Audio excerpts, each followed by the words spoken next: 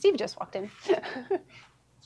Hi, everyone. Welcome to Gloria Horn Sewing Studio. Today is Tuesdays with Tiffini. We're running just a smidgen behind because we have so many amazing, wonderful things to show you today.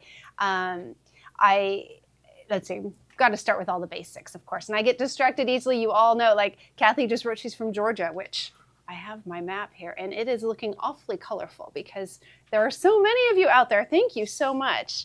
We got an Arizona. Hi, Mickey.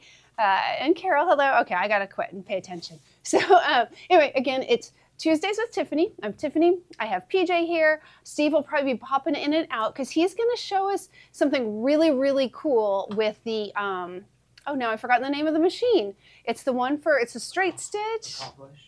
The Accomplish 2. Thank you, PJ. In fact, Steve's about to pop in here. It's going to be so cool. It is. It's going to be really cool because we have the perfect project to show this. And Steve didn't even know it. I just showed up and he was like, oh, he was very excited. Yep. You should have seen him.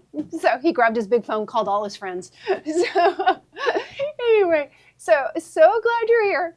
And back to business. I keep getting distracted, of course. If you are new to us, please register. So you can, we're on multiple platforms. We're on Facebook, we're on Instagram, we're on Twitter, we're on Comments Sold, we have our app. I'm sure I'm forgetting one or two because PJ has set us up on so many different ones.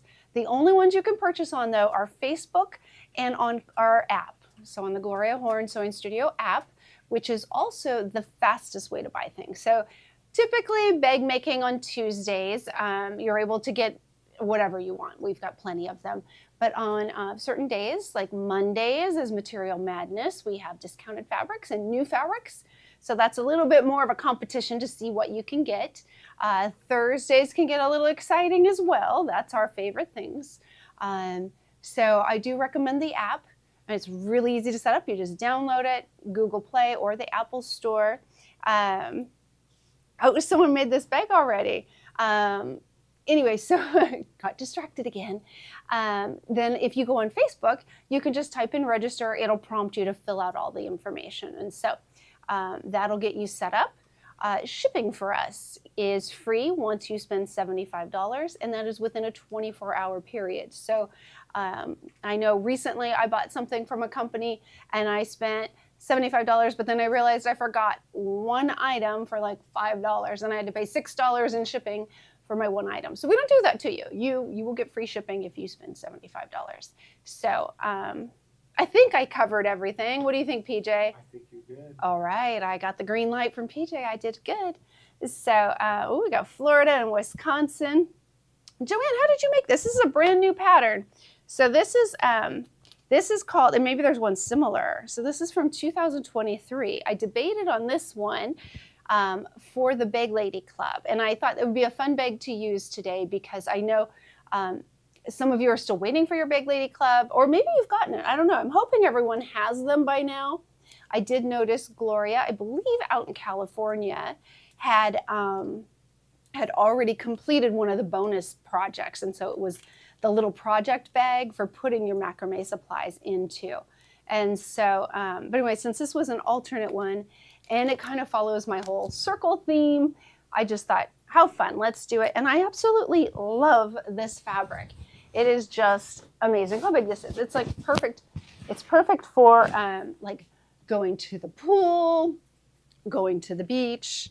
And so just really, really fun. And it comes in 3 sizes. So I made this giant one and I'm in love with it. I took it around this weekend. Hi, Gloria. I see you on there now.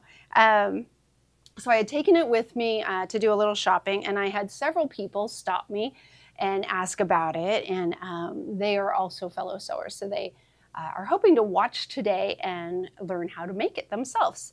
But this is the little mini size one. So this is the smallest. We're going to make the mid-size today in a different print. But I love these yellow ranunculus. So pretty. But this little one I lined with Insel Bright Shine. And so it'll actually keep things cold. So I thought, what a perfect little lunch bag. How sweet is that?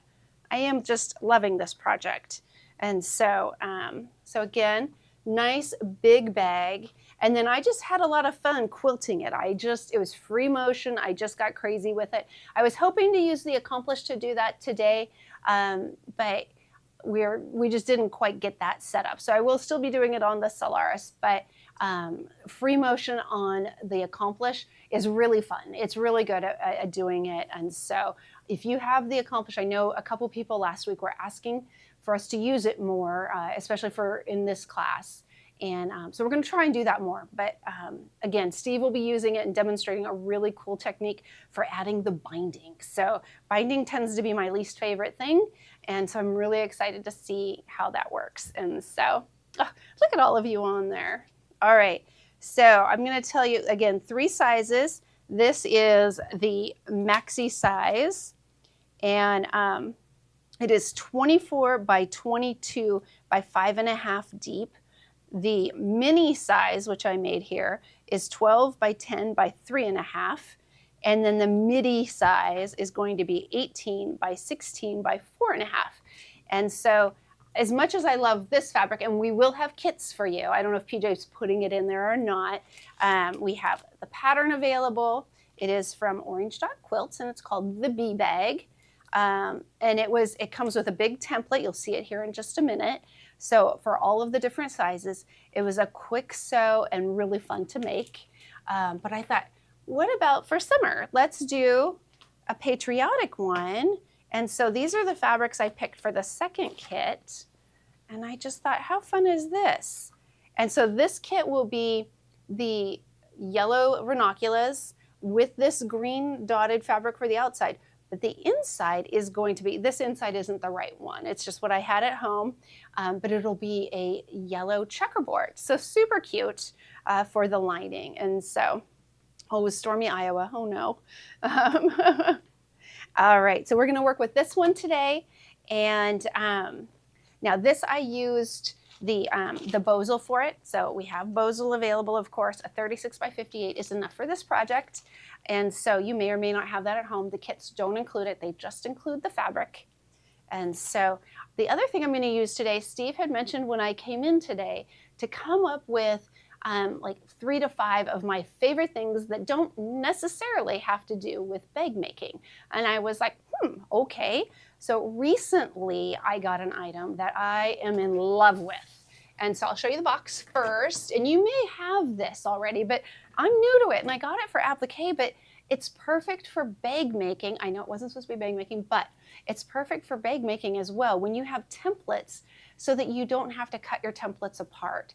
I've often used craft paper for making a new one, and so that's possible. Today, I'm going to go ahead and try it with the fabric itself, but it's this Easy Trace Light Box. This is by Lori Holt, and so anyway, we're going to use it today for transferring the pattern. So really fun way to do it. Much easier, I think, than kind of maintains your pattern's integrity. So I'm going to move the bag over here. And so, but look how exciting this map is too while I've got you. Isn't this great? So Colorado is the one I was missing a sticker. So Colorado, I don't know if you're out there, Colorado people, but you now have a shark problem because it was the only thing I had extra stickers of. And so you kind of see PJ zooming in on Colorado for you. So we're getting close. We're only missing maybe 10 states. So that's pretty impressive. I'm excited about it. So thank you all for being here. All right, I'm going to set this aside. And I was looking at some prizes this weekend. So I've got to make a final decision, and there will be something fun to come out to you for being from different states for the first time. So, all right, I'm going to move that over there. We're going to turn on our light table. And so really easy to do. It's just a little switch on here. And look how bright that is. So nice and bright. I'm glowing. So I'm going to start. Let's see. This is the backing, and it's pretty dark, but let's see. Get that pattern out. I'll be able to mark that. All right. Oh, yeah. Look at that. You can totally see through it. It's perfect. So, all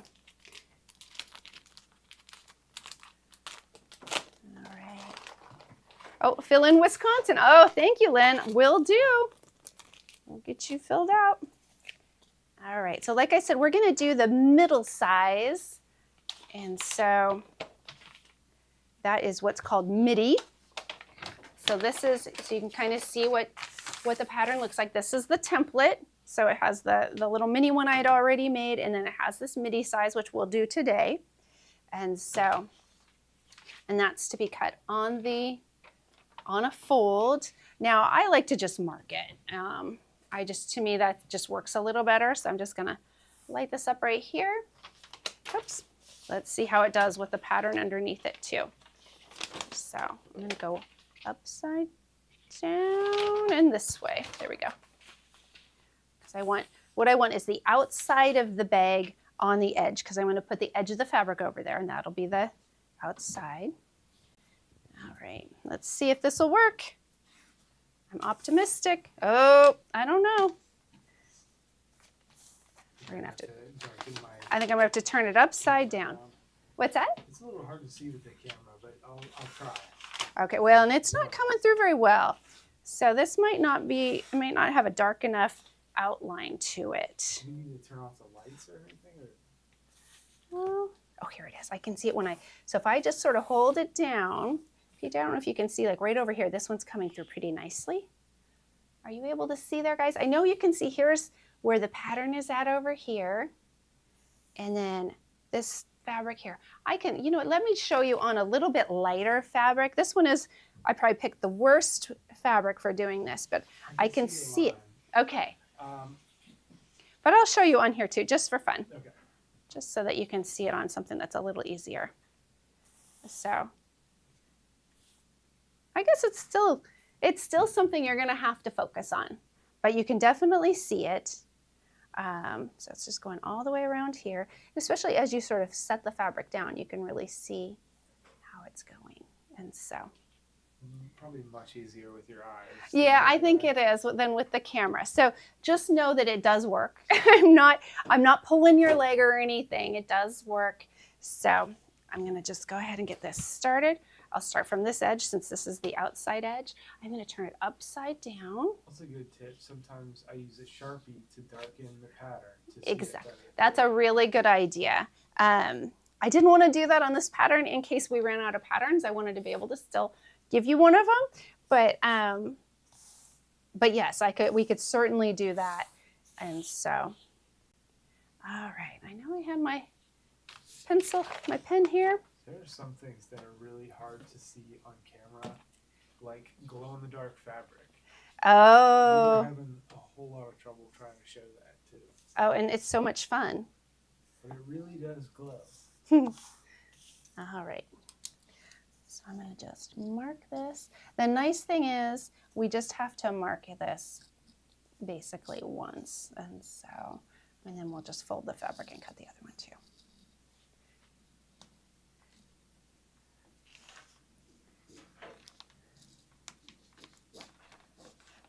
And I promise you, like I'm kind of zipping along here. You can see it's not like I'm having to really fight to see it. You can definitely see it through here. And so,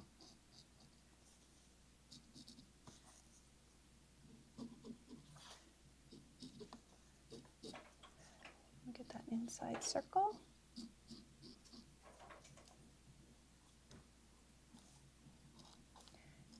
So I'm able to see it a little bit better now. Okay, as I'm outlining it. Oh, good.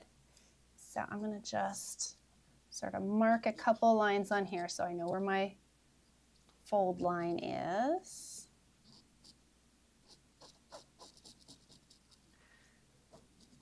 All right. So there's that. Even my pen didn't mark that darkly. So.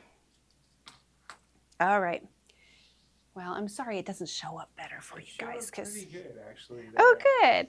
Good. All right, I'm going to try it upside down. I'm not sure if this will work as well to get the other side. If not, I'll just fold it and it'll be fine. Here we go. Do you use anything to stabilize or keep the fabric in place when you use it? I don't for doing this, but if you had something that was moving around, like the cotton's really not moving on the paper, but yeah, you could certainly put some weights on there of some sort, and that would definitely kind of help you keep it from moving. And so, all right.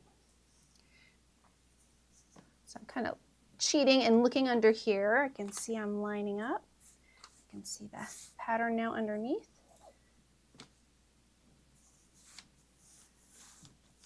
There we go.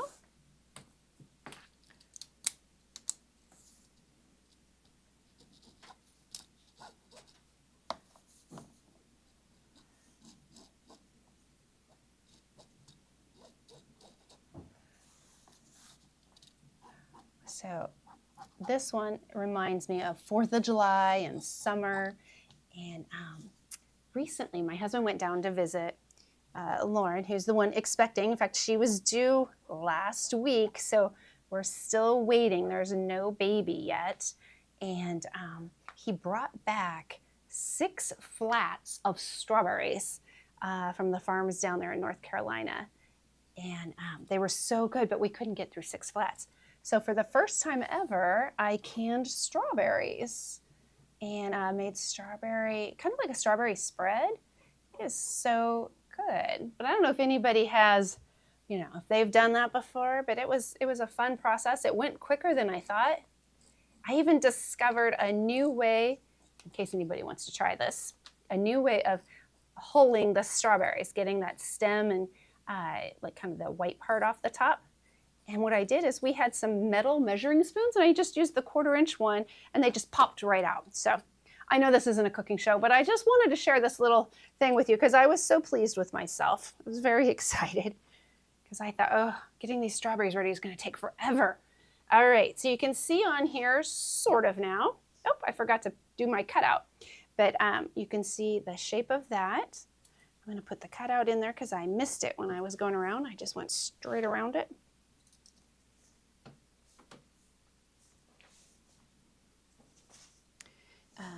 There we go.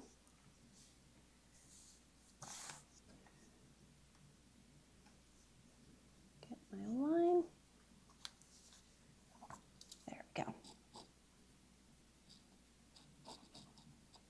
Strawberry Perfect. bread. Ooh, I bet that's really good. Do you have a recipe that you use, Kathy? Or is it a secret that you know about? I would love to try that one. I used to make strawberry muffins for my son with strawberry yogurt and freeze-dried strawberries when he was a baby, and he would eat them frozen. He loved them so much, but they were tiny, tiny. All right, I'm going to turn the light box off. I think that might be better for PJ too. And so I'm going to just move our pattern. I want to kind of fold it neatly just in case I do need to send it out to someone. Although this is one I'm thinking I might want to keep for myself. And so I do really like it. All right. So I'm just going to fold this in half. And that way, well, I'm folding it in half, but kind of to where my pattern is at. And that way, I can cut 2 out at the same time because you'll need 2 of your exterior, 2 of your lining, and 2 of your interfacing. So I'm going to move this over here now. Like I said, I love the light box. I've found that I use it for a lot more things than just the applique. And so it sounds like some of you use it as well. Now, I'm going to be a little crazy with this. It's round. I normally would use my scissors, but I'm going to go ahead and I'm going to use my rotary cutter. So if you're feeling brave and want to do that as well, just take your time. And that helps too, for me at least, to not have, as I lift it for cutting with scissors, it doesn't move as much. So I like this method a little better. And so I'll go back and I'll cut out those little darts in the bottom of it. And if it moves a little bit, just adjust. It does look like I'm not getting all the way through though. So we're going to go back over that.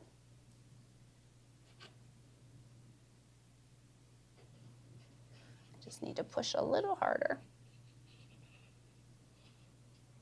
I can hear it cutting now.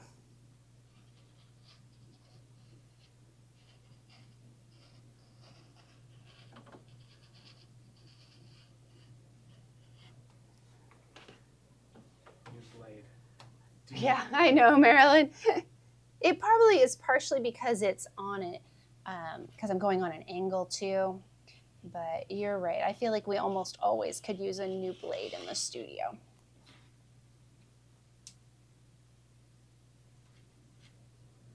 All right, I'm just gonna take this off there completely so I can rotate it easily without moving the fabric.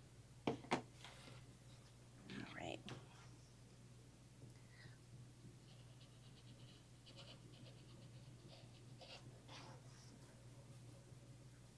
And then I'll use this as my template for marking my other fabrics. So it'll be a little easier. The one thing I would suggest, I think the pattern says to go ahead and cut the circle out first. Leave it on there because we're going to do a little bit of quilting. And when we do, it's a little easier, I found, to leave that intact and cut it afterwards. So that would be one tip I have that's a little different from the pattern, but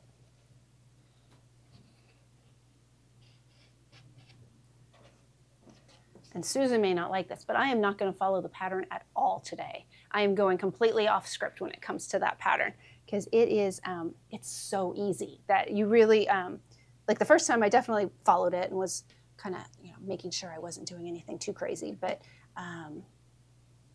it's really, really simple. You're going to love this bag. All right, so we have I was going to use this as my lining, which I think is really cute with all those stars. And then I have these little flip-flops and dresses and things, or swimsuits, excuse me, as my lining. So now this is non-directional. I mean, it sort of is because vertically, but you can see the swimsuits go both directions. So I don't have to worry about cutting one direction and then flipping the pattern and doing the other side. I can do them both.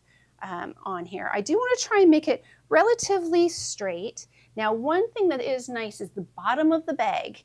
So down here at the bottom, well, here, I'll flip it for you guys.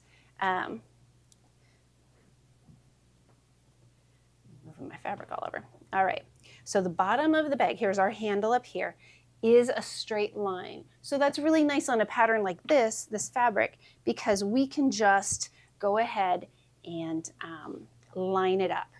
So I'm just going to line it up on here. And it looks like everything's lined there. So in fact, maybe we'll just go all the way down here because then we'll know for sure it's lined up. And we'll just trim off that little bit down there. And we've got it all nice and straight. Which is which? Oh. You said two linings.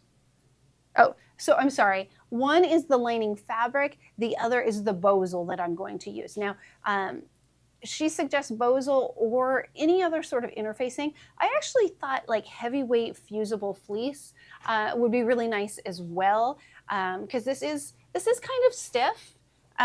This bag, even though it's, I mean, it just, with the binding on it, it really helps keep its structure. So I don't know if you need it to be as thick as like a bosal. You could definitely do like a heavyweight. You could also, I know when the boys were little, we went to the pool all the time, and I had a bag about this size that was a cooler type bag, which was wonderful. So you could also, rather than using bosal, you could use that, they insulated, and I have some for us today. And so I think it's called Insul Bright or Insul Shine. But I would recommend that as well, because that's what I used in the little guy. And it sews up really nicely. I was able to quilt on it. I read the instructions first to make sure that that was acceptable, and it was, because at first I thought maybe I couldn't. But you can quilt it, and it still keeps things cold. I even tested this to make sure, and it worked beautifully. So these are my summer bags. This is what I'll be taking to the pool with me, to the beach too. So I love them. So Gloria doesn't get these samples, they're mine. So if you want to see them, you're gonna have to buy them, or ask me nicely, I guess. All right, so I'm gonna go ahead, I'm gonna get this one cut. All right. Ooh. I don't know what's going on. Someone's inviting someone out to visit. All right. So again, I'm using this one as my template. I'm being a little brave today. Normally I would mark it and then cut it so I wouldn't accidentally cut my fabric wrong. or cut into my other fabric, but I'm just, We're talking about the heat in Texas. oh, It's hot. what's the temperature in Texas? Did she say?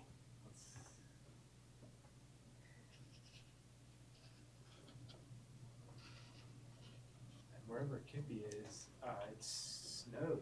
Oh, last night. Kippy. So, for two ends of the spectrum. Sounds like it. Oh, I'm moving off camera. Let me just move this over. So how was your experience canning strawberries? You know what? It was so much easier than, like, I've done apples, I've done peaches, I've done tomato, I've done all kinds of different canning. And I enjoy doing it, but the strawberries were the easiest. But part of it was because of the metal measuring spoon. That made it go really fast. And then the recipe I used was just 3 ingredients. So it was super easy, and it was a water bath can. So basically it was, what was it? It was strawberries, of course, and lemon juice and sugar, and that was it. And so it turned out really nicely. It wasn't too sweet, so you could definitely, if you wanted, you could add more sugar than the recipe called for, but I really liked it the way it was. It was funny because my husband said it was too sweet, and my 14-year-old said it was too tart. So, but it was good. Oh, Carol does it too. Katie, I think her mother did it when she was a kid. Her job was to shell peas and snap peas. I remember doing that just when we would have them for dinner or whatever, and sitting there and snapping them all and pulling off the ends. And so I've never canned them though. She said it was pretty hot in the kitchen, but it was 95 in Texas yesterday. Although, you know what? It was almost 90 here yesterday. I went and picked up the kids because I was like, all right, it's a bit hot. So, all right. There we go. So we now have our exterior fabrics and our lining fabrics. Look how cute. Love this combination. All right. So in the kit, just so you're aware, you will have enough fabric. You'll get a yard of each of the exterior and interior fabric, and then a half a yard of the binding fabric. It is enough to do the large one and the mini if you're careful in how you cut. If you follow the instructions, it says on the big one, you like rotate it. And so if you rotate it the way the pattern says, you will have extra space on there. And so that is one place where I wouldn't vary from the pattern. And so, there it is. I misplaced that one. All right, so we're gonna get our interfacing. So again, I'm gonna use the Bosel for this one, just like I did on my bigger one.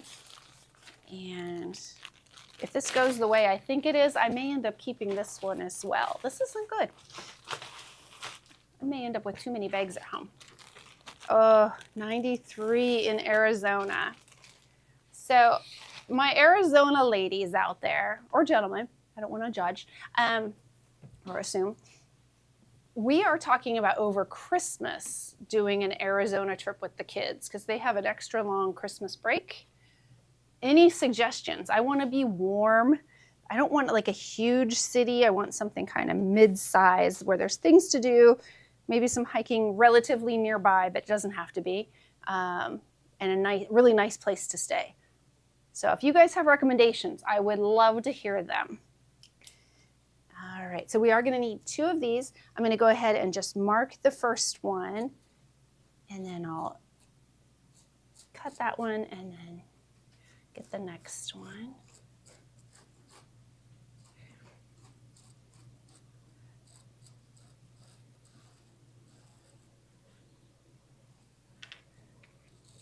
Oops, a little too far on that one. All right. I'll just mark it again. I think it goes a little faster. Havasu and Sedona. Okay. we've done Sedona before and it was beautiful, but I don't think it's quite warm enough in winter for us. I'm really hoping for like 70 or at least close to. And so Scottsdale, okay. But I hadn't looked at Lake Havasu, so I'll have to check that one out. That's a new one for me. Oh, home of the original London Bridge. We were just in London. How perfect is that?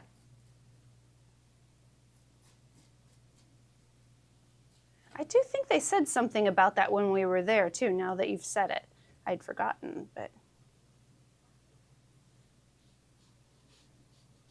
So I'm looking at the Petite Strawberry Festival Melissa mentioned in Texas. Oh, uh-huh. It looks amazing. All right, so maybe we need to do a field trip. Let's go. We're going to a strawberry festival in Texas. I love it. So, oh, Tucson is the best. Lots to do. Okay. And if there's any like resorts that you recommend, like we'd like a little golf, I guess, and definitely a spa, because, you know, we want to be spoiled while we're there. Oh, surprise, Wickenburg, Arizona. Huh, I'll have to look that one up too. I've never heard of it. See, I knew you lovely people would have some great suggestions for me. How are there so many suggestions from Arizona? We have a lot of people in Arizona who are hanging with us, I think. Or just some chatty people in Arizona, but that's good. I like it.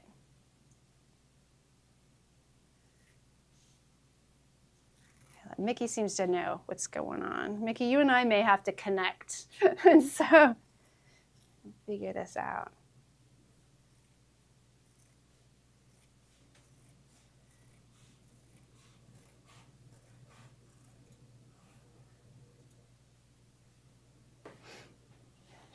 I had looked at the place we stayed in Sedona before was called La Berge.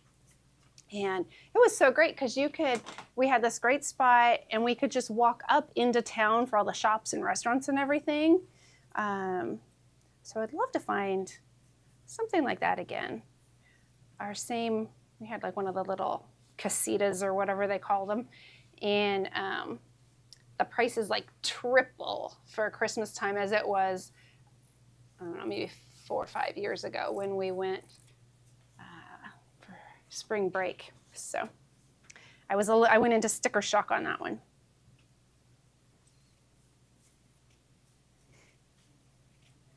Especially since we're inviting. So the boys generally get their own room now since they're teenagers and huge. And we're inviting Lauren and the baby, and of course her husband, and then Anna is also, I don't know if I think she might get engaged. Don't tell anyone. She might get engaged in like about 2 weeks because she and her boyfriend are going to London, and he did already ask her dad if it would be okay to ask her. So we'll see if there's a ring in our family coming up soon. We got all kinds of action happening. It's kind of that age. All right, so we're gonna go ahead and we're gonna get started with the quilting. I'll show you what I did on these. I'll probably repeat this, but if you wanted to do like edge to edge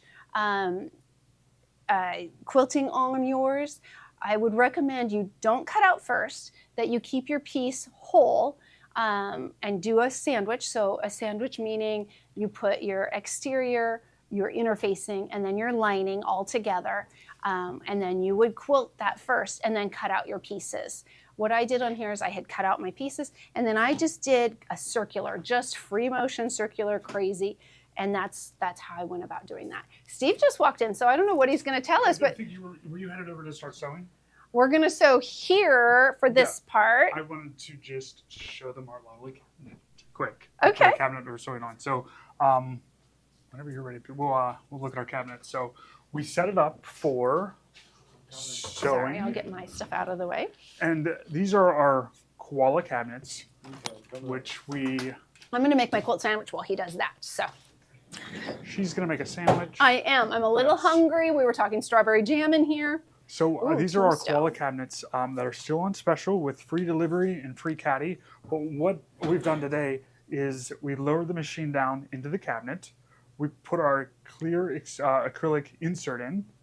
And the thing, I think this is my favorite cabinet from Koala. This is the embroidery center because it has a place for your embroidery arm. So when you take it off, you're like, what do you do with it? Do you set it in the corner? Do you set it on the floor? And like my dad always taught me, it can't fall from the floor. So if you put it up on something, it has a potential to fall. But this has a special place for it right here that your embroidery arm just slides into. So when you take it off the machine, not sure what to do with it, just take it and slide it into that slot there, and then it goes right in. On the inside here, there's hooks for your hoops, so you're going to hang your hoops there. It has great thread storage on this side. So little like extra feet and bobbins and stuff like that, I don't really like them to sit up here because if the thread get caught around the hand wheel, it can get pulled in. So I like to keep this area clean so it gives you a place to put things on here. Spool racks, look at all those, that thread. These pop down so you can get to the back row. And each one of them pops down like that. And then this is the caddy, and this is the wide caddy. And you have the choice between this one or one that's a little slimmer. And the drawers are all that soft close drawer, real nice beveled edges so stuff doesn't get caught. A full leaf out the back, so it extends out back twice as wide. Same thing on the caddy as well. So they come in a bunch of different colors, and right now we're offering free delivery and a free caddy with a base unit, which is really great. So if you're interested, just call us and I can get you set up with one. So they'll carry it right into the room, whatever room you want, upstairs, downstairs, they'll put it in the room for you, which is really nice. It's nothing worse than getting something delivered and they'll deliver it to the front step of the driveway and then you got to get it the rest of the way in. So, and it makes a difference sewing on a cabinet. You can sew for longer, and that's what we like. We like when people can sew for longer. So get yourself a cabinet. You would absolutely love it. So.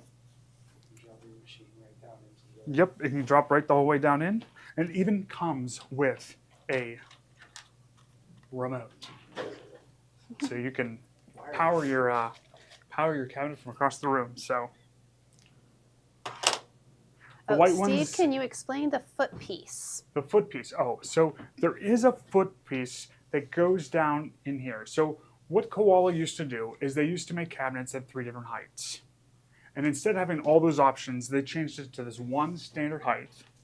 And then for people who are shorter, might have trouble reaching the floor, they have a plate on wheels that sits down in here that you can put your foot control on. And then on top of that, there's another plate for people who are even shorter than that. So for us, we keep the plate out, but you do get a plate that slides in there for you to rest the foot control on if you have trouble reaching the foot control on your cabinet. So, and with these Koala chairs, they go up so high, you can really get up high to your cabinet, and you can go much lower too. Oh, let's see. You can go lower as well. So, and having this flatbed to sew on is really nice. So, the white ships out within like a week or so. The other colors take a few more weeks, so you can get a cabinet right away with the white ones. So, but I'll bring the colors in later. But I'm going to practice our. Yes, so he's going to practice later. our So binding. I'll be back. So, thanks everyone. Thank you, Steve. Yep. All right, so don't tell the Kimberbellas. You know what I've got out again is I borrow their clips all the time. I actually told them. I figured I might as well confess to it before they found out on their own. So, all right. So we'll probably just do the one together, and then Steve will show you the binding, and I'll go do the other side and then show you how to put it together.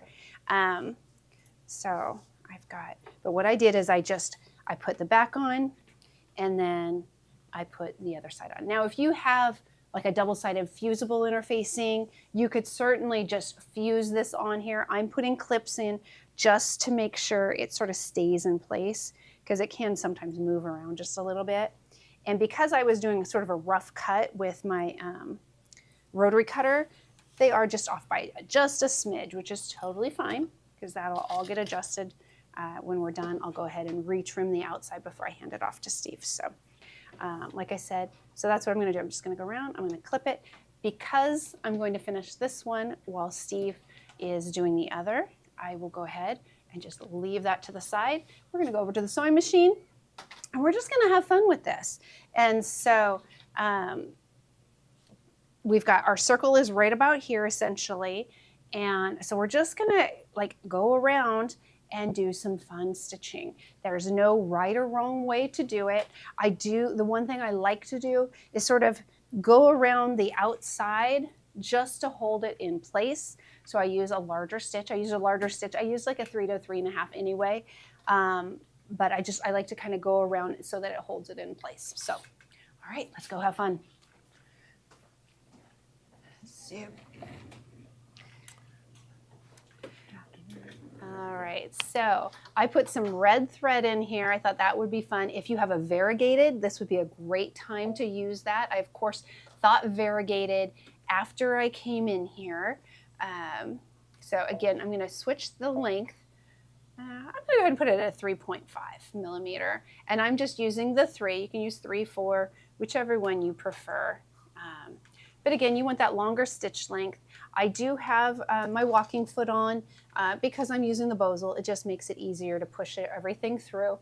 This doesn't have to be exact. So as I'm going around, I'm going to go around 1/4 inch, but if I go in and out, it isn't a big deal. And so we're going to go ahead and get started at my footrest over here. And you'll see once we get going, we're going to just do lots of fun big circles. And so this is the only time we have to be a little bit careful because we just want to make sure our fabric is kind of staying out there. We don't want it to bunch up. So this is sort of our hold it in place stitch.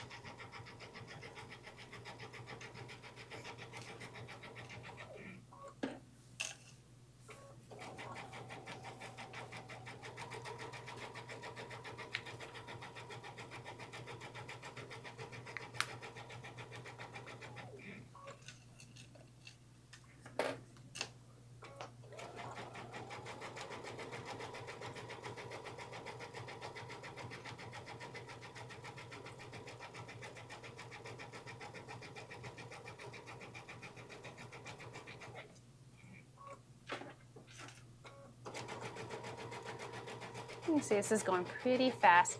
I have it on medium speed now.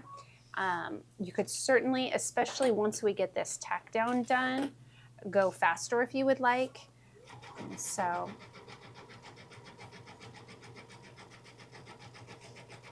or you can continue to just treat it as a nice, easy, slow sew. All right, so I'm getting to my next line, and this is where you get to just start being crazy. So I'm moving it up to fast. I'm gonna keep it at the 3.5, and I'm gonna then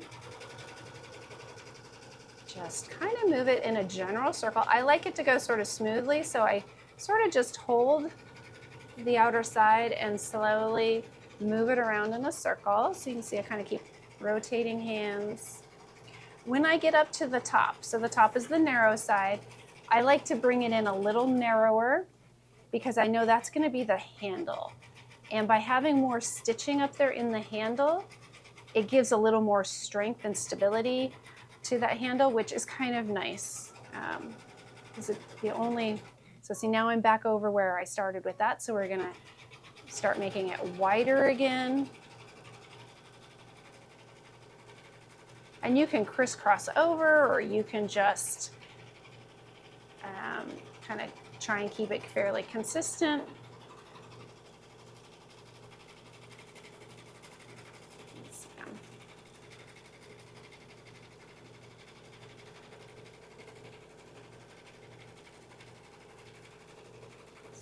Go. Oop. See that one? I went a little loopy. That's okay.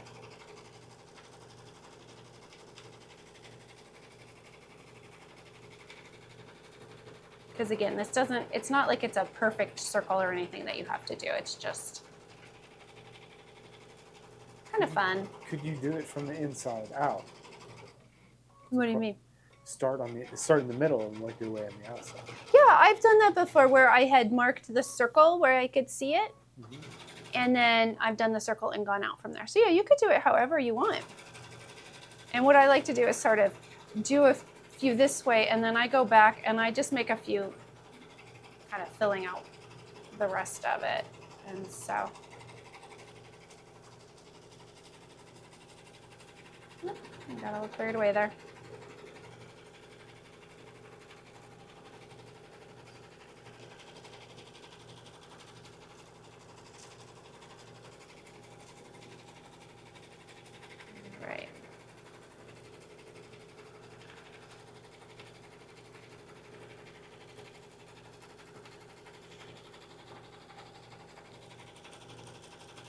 Let's see what it looks like, and we'll decide if we want to add a little more stitching or not. So we've got, it's kind of got everything. I might do another one around the outside, but you can see it kind of crisscrosses a little bit here and there. It just kind of makes it fun. But again, if you would prefer, you could do grids, you could do just straight lines, you could do, you know, you could do edge to edge on the, if you have embroidery options for your computer or your machine. And so it's open to whatever you like. And if you don't like it, if you don't even like it, the quilting side, you could do it without the quilting if you had fusible. And so you could just leave it sort of plain, so to speak. There we go. We'll add this one more down here. We just kind of had a big spot.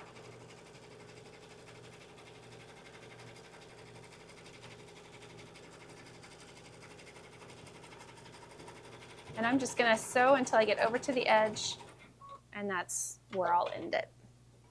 Let me see this. What is this? I'm pretty pleased. See what you think. Oh, oh my gosh. I know, shut up, right? Totally shut up. Yeah. I wasn't going to say it. That's Kathy's thing, but yeah. That's really nice. What's the back look like? Does it look good too, or can you not show that yet? Show the back. No, I can show the back. Oh my gosh. Now this is like, I've done this a couple times before, and it was my first try. And getting it set over here, I wasn't right, and then I got it reset, and I started here. So from there to there, it's better. How should I set it down? Might be easier. Wow. Here's where I started, and it wasn't the best. And then I got here, I readjusted, and then it looks really pretty good all the way around. It looks really good. Yeah. You're going to see that in a little bit. Yes. Yep. In fact, they'll probably be ready for you in 5 minutes. That's perfect. Is that good? Yeah. Okay. Yeah. All right, guys. So I need to remark my circle here. I kind of messed up. I forgot to put it on there. So I'm going to cheat. I'm going to use something else as my circle. This is a little too small. I need something circular. Circular. Let's see. You know what? This will work. I think this is probably the right size. So we have this beautiful blue vase in the back corner. It's got a little ridge on it, but I think that'll be okay. So we're just going to go up here. We're going to center it on the bag, and I'm going to mark it. I made the mistake of when we were marking, I marked on the wrong side of the fabric, and I wanted it actually on the right side of the fabric so that we'd be able to cut it out. So, oh, I think I went up just a smidge too high.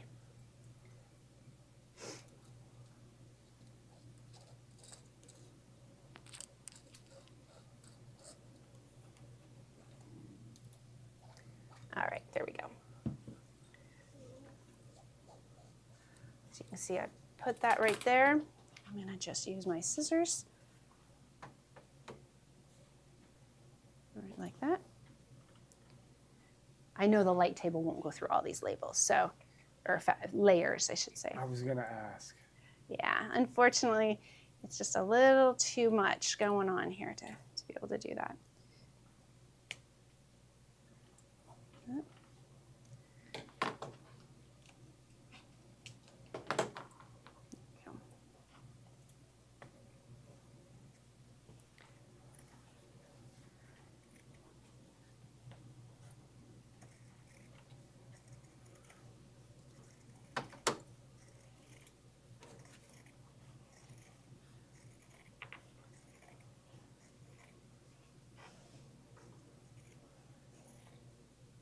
All right, so we've got our circle for it. I'm going to mark it on my other one just because since I sort of created a new sized hole, I want to make sure we have the same size on our other one in the same spot. So I'm just going to lay this on top of it, just centered right on there, and we'll mark it. That way we'll be sure to have it in the same spot. All right. And then the darts as well, which you know what we can do. I should have done this to begin with. I can use the light table on this fabric and cut it, and then I could have marked it the right way. Here we go. So we're gonna use our light table again. And get that turned on. You think it looks too small? I'll fix it then, Marie. I appreciate that. Let's find, we had the pattern over here. It might be, so we'll double check it just to make sure. I was gonna say it should be, here's the largest size. Here's the smallest one. It's a little bigger than the smallest, but it might need to be a little bigger than that even. All right, here's our midi. Go ahead, we'll put this one on there.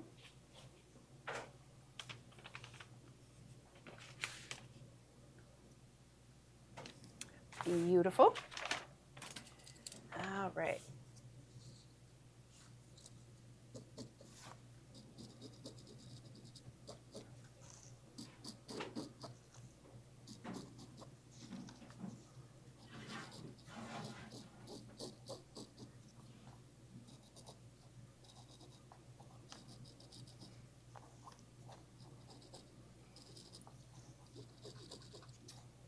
A little hard to see it in that navy. All right, I'll mark a couple of little spots there.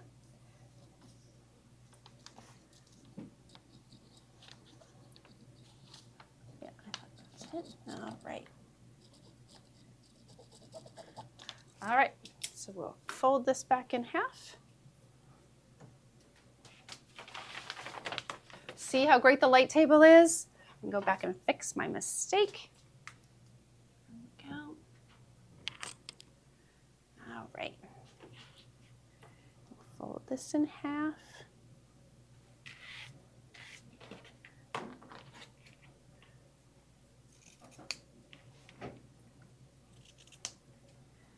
right, I'll show you how to do the darts. It's basically doing a French seam for those darts, which is really nice. I am going to put just a couple little clips right here and one over here to hold the handle in place, so it does give us a circle and not some sort of a weird ovally kind of thing. So, and then we'll match it up with the other one and see how we did.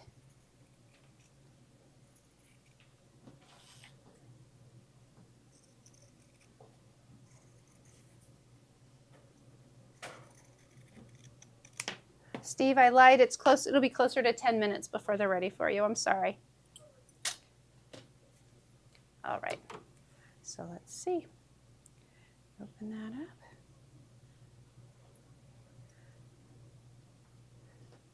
So it went down a little bit lower, but pretty close. All right, here we go. All right, definitely a little too small, so we'll get that fixed.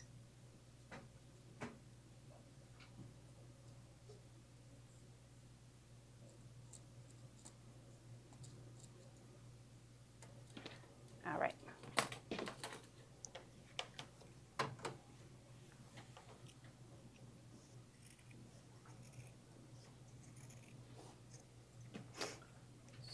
Yes, we have visitors coming at 3 o'clock today.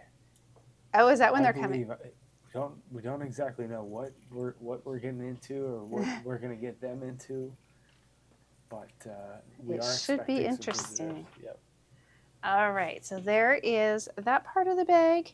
Now we're going to go ahead and we're going to mark our darts because I had eliminated that as well. And then we'll also clean up the pattern because it kind of moved a little bit when we were doing it. So.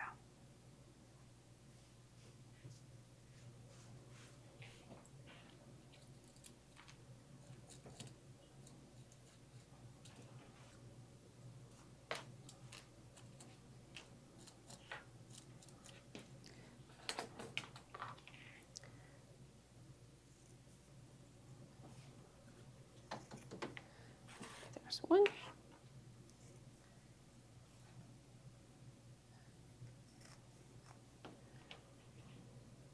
All right. I'm just going to trim this down over here. This one kind of shrunk down a little more than I thought it would. That was Steve's using a little bit thinner. When I did my binding, I did a 2.5-inch strip, and his is a little smaller. You'll see his is so I'm a little concerned that his binding isn't going to cover up where this fabric shrinked a little bit. So I'm going to just trim this down a little bit. And so the other thing you could do is quilt it first, like mark it, quilt it, because it's almost always going to shrink down a little bit from where you start. But go. All right. I'll trim the other one to go along with that too. It just needed a little bit off of there. All right, so we're gonna use, I was gonna use this as the exterior of the bag. I think it's super cute with all these little swimsuits. So we're going to fold this in, matching that up. We're gonna stitch just shy of 1/4 inch along here. And then we're gonna turn it and we're gonna sew on the other side, and then we'll have a fringe seam, so everything will be enclosed. So I'm gonna go to the machine again. And then it'll be ready, this piece will be ready for Steve. So Mickey was asking me to ask you Yeah. to talk through what you were just doing there. Oh, okay. We were just resizing the hole, is that correct? Yeah, before that I resized the hole so we had it correctly. Okay. And then, so the fabrics move a little bit when you quilt it. They sort of shrink down a smidge, and so it had shrunk down a little bit, and so I did trim that down because Steve is going to do the binding on it, and I wanted him to be able to catch it in here, and so there had been a bigger gap. I think this will be okay for him. If he needs to, we can trim it down a little more, and I'll trim the other one too. To prevent that from happening, rather than cutting your pieces out first, you could mark them, quilt it, and then go ahead and cut out those pieces. And so in fact, as we're saying it, I think I'm going to go around here and just make sure this stays down, because I think that'll help Steve with his binding too, so that the fabric doesn't move on him. So I'm just going around this outside edge, just basting it down. I think that will help. And I was just saying before that the pattern calls for doing traditional binding. So I had used 2.25 inch bias binding when I did it. And so I had the flexibility with that of having more room to kind of stitch it on there and play with. I see one other side that's not quite over to our basting line. So we'll just put that on there. And again, because of the way we quilted it, even if something we stitch on here shows up, it doesn't matter. All right, so now we're gonna go ahead, we're gonna create our darts. So we're gonna, whatever is your exterior fabric you want showing, and we're gonna do just a scant 1/4 inch. I am gonna reduce our stitch length. So we're gonna go down to a 2.5.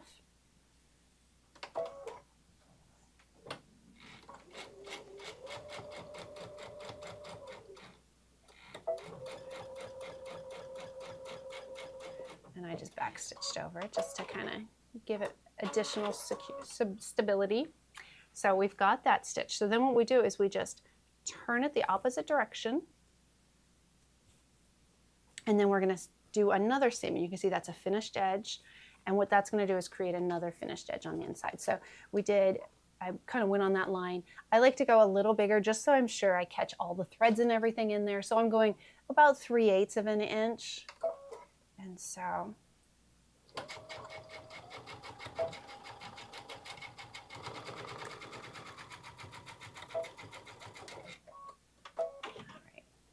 show you this one. All right, so now we're back to our exterior, and you can see that seam is completely enclosed. And so both on the exterior and on the lining. So we'll do this one next. So same thing.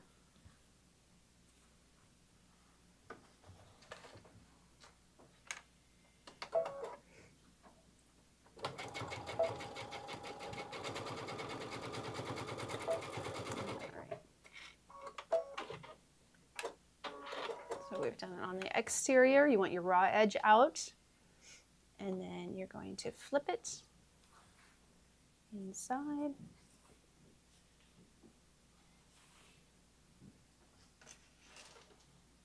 Again, I like to do about a 3/8 inch. You could go a little bigger if you wanted. It would make the bag a little deeper. There we go. All right. So now we have that finished. So look how cute that is. Now what you'll do is you'll make this 2 times, and then you're going to bind them individually so they don't get sewn together until they've been bound. And so I'm going to go ahead and give this to Steve now. Hopefully I've done a decent enough job on those edges for him that he can do it. So let's find Steve. Steve, are you ready for us? I don't hear him, guys. Hello, Steve. We're ready for you. Are you ready? Yeah, I think so. Okay. Let's do it. So it needs to be bound around the handle and around the outside. Is that good enough? Do I need to trim it down a little bit on those sides? No, this is, we'll work with that. We'll get it. We'll try. We'll see what happens here. Yeah. Oh, we didn't think of it. This is the first attempt. Oh, there we go. So this is the first attempt with this. So this is our, the Baby Lock Accomplish 2. It's a new machine that came out this last fall. And it has a special plate that's built into it that allows you to use some of these serger attachments, which is a really, really neat idea. So this is what I had done just as a practice with some bias bindings. We cut our fabric on the bias, so it has some stretch to it. And I set it up and started over here. And you kind of have to do a practice run just to like see how it's going to stitch out. And I was off the edge here, back on, back off. And then I stopped there and I adjusted it and I kept going. And it looks really pretty decent. I maybe want to do a little bit, maybe longer stitch length there, but going around that curve, I feel like it turned out really nice. So that's one side. And then here's the other side. And the other side looks pretty good too. I'm pretty happy with that. So I have this little sample here that we're going to try to go around before we do the row bag. So, but you can always take out the stitches and things. So we're going to do this one first, and we're going to set it up here with this binding tool. So over here on the ironing station, let's come over here real quick. Tiffany cut Did you need me? bias strips. Here we go. Let's see. Yep. So I measured this piece out to be long enough to go the whole way around. And then with this bias strip, these seams where they come together, I just want to fold them or iron them flat. So that's what I'm going to go through here and do with this section. And then I was burning my fingers, so I grabbed these tools here because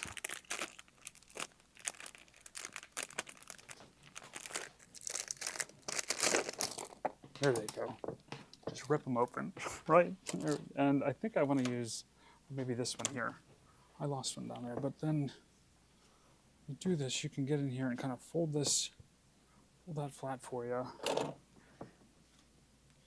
And then you don't burn yourself when you're doing this. And then let's just clip these dog ears off here.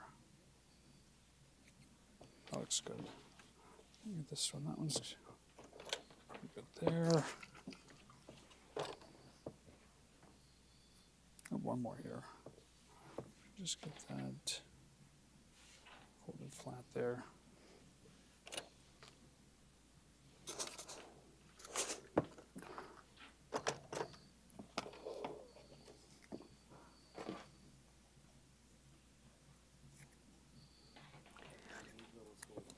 Aren't these neat? Yeah, so it comes with 4 different ones. We'll put them in the bubble here in a second. But they're just nice little... Oh, Nick brought us over another set too. Thank you. Thanks, Nick. So yeah, they come with 4 different ones. Position and press tools. And they're real soft. This one's softer than I expected. This one's a little firmer. I kind of like that one. Yeah, but they're all kind of nice there for different size, different applications. So Cool. let's go over to our machine now. So I said we're going to practice on this circle here, and then we'll try the back. So our favorite scissors. We're going to just clip. I see some threads here. We're going to clip.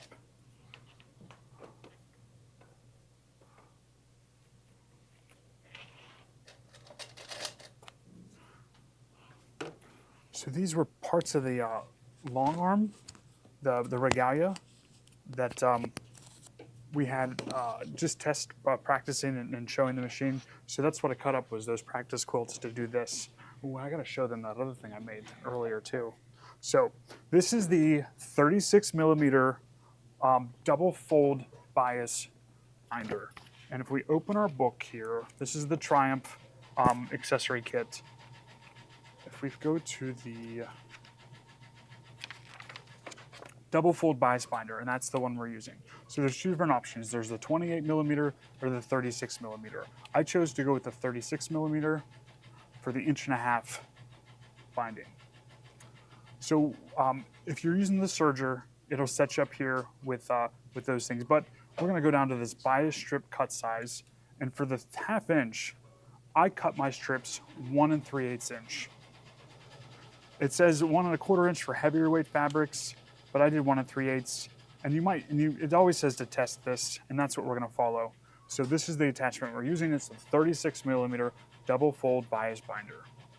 Now, if we look at our attachment, when you're setting this up, I might just, well, can you see the screws in here too? All the sets of screws to it. Sorry, take it off. So there's a couple adjustments you have to make. First, there's these 2 screws here that move this portion back and forth this way. You want to put your foot down when you first set this up. I might have it right there.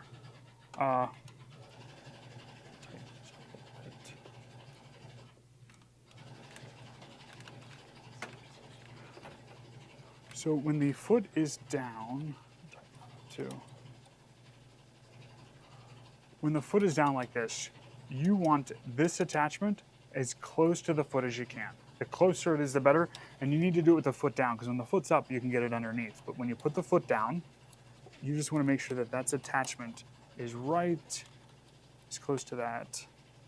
And I'll tell you what, the screws that normally we use to attach this in with, I couldn't find, so I found these other ones, and they're sort of working, so, okay.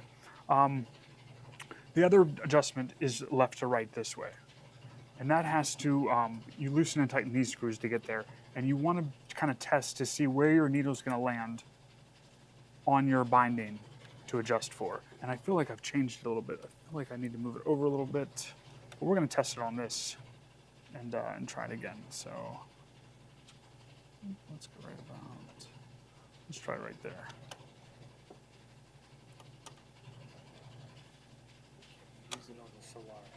No. These are just for this accomplished too. Oh yeah. The question was, can you use these on the Solaris? And you could not. This straight stitch I don't want to say it's semi-industrial, semi-commercial. It's an all metal bobbin case, all metal assembly, straight stitch only machine. This is actually the machine I have at home because I like just a really nice straight stitch. And if you're doing like bag making or making pillows or curtains or whatever, and you just need a straight stitch, this is the best machine for it. It comes with extension table. A lot of times the bobbin that I use, I can't open that up because the plate's there. The bobbin I use is a pre-wound bobbin, L-size bobbin. Just thread it up with a regular thread here, and let's give this a try here. So we're gonna get our binding strip in here, and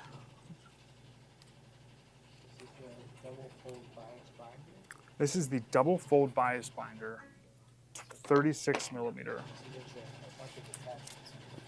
Mm-hmm. Yes.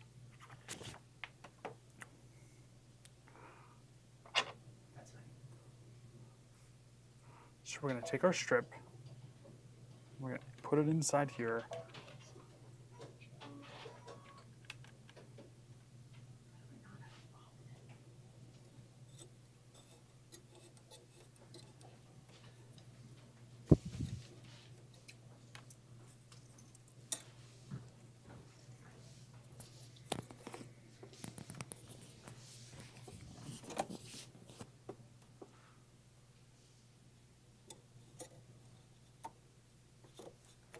Just got to get it started and pulled through there. Let's see what we want this to be. Someone wanted to know if it could be used on the Solaris as well. It cannot. This. I know. Oh, you got it? Yeah. Oh, did you? I agree. Our Solaris owners want it all, and these attachments fit on the sergers and they fit on this machine too. So it's pulling through there, and I think that's where we want to get started. So I'm going to move in here a little bit. There we go. I'm going to go right here. So to get this started, is you're going to get kind of get your fabric, and you kind of have to look at this spot right here, this flat spot on here, and you kind of want to keep your circle flat on that spot as you go around. And we'll give it a try here. And if I have to adjust, I will. So we're going to, I said we're going to do a longer stitch length. So this knob here adjusts our stitch length. So I just moved that up a little bit. So I'm going to slide this into here. And you want to help get your fabric in between that fold to start and get it under the foot. Melba says she uses a little fabric stiffener on the tip to get it going. Yes, and we use some best press twice on this. Even like a light Terrio Magic or something you could use. So let's put our foot down here, and let's see if we can get this to. She loves her accomplished too for piecing. So it's a fast straight stitch machine. So it does piecing. You can do really perfectly straight piecing stitches with this. Let's see how this is hitting. So looking here at our binding, it looks like it's too far into our binding. That binding strip is. I think I bumped this, so I'm going to move it back just a little bit here. So I'm going to loosen these 2 screws here, and we're going to just slide. Oh, let's see. I got to put my needle up. Put the needle up. I'm just going to slide that back just a little bit.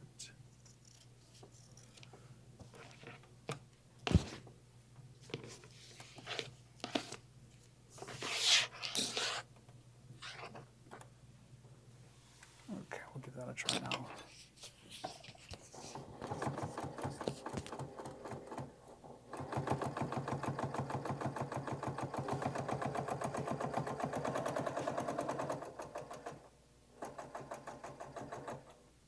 Did it not work on the bag? You know, I wanted to test it first on this. Oh, okay. Yeah. This one, I didn't do the French darts, Okay. so that if you want to do the Binding first. binding first, and then Okay. we could do the darts after, I think that might work better for that tool. It's adjusting this again. I feel like we gotta go. Is the accomplished 2 also good for FM quilting? Free motion quilting, yes. Free motion quilting. So Yes. it's great for free motion quilting. You get the speed that you need. It comes with the extension table. It comes with the right foot that you need, that hopping foot for the free motion quilting. A lot of people use it for free motion quilting.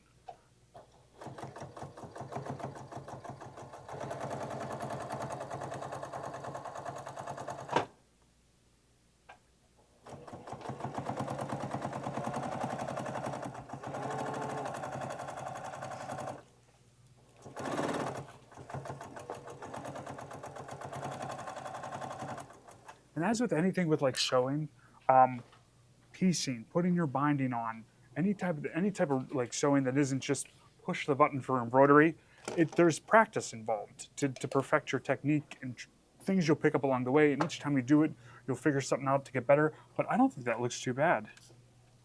Going around here, see the back? Looks pretty good. Really good. So if you struggle with it and this is satisfactory to you, the look of that, I think that's great. And it stitches both on the same time, and especially around circles. So we can just keep going here.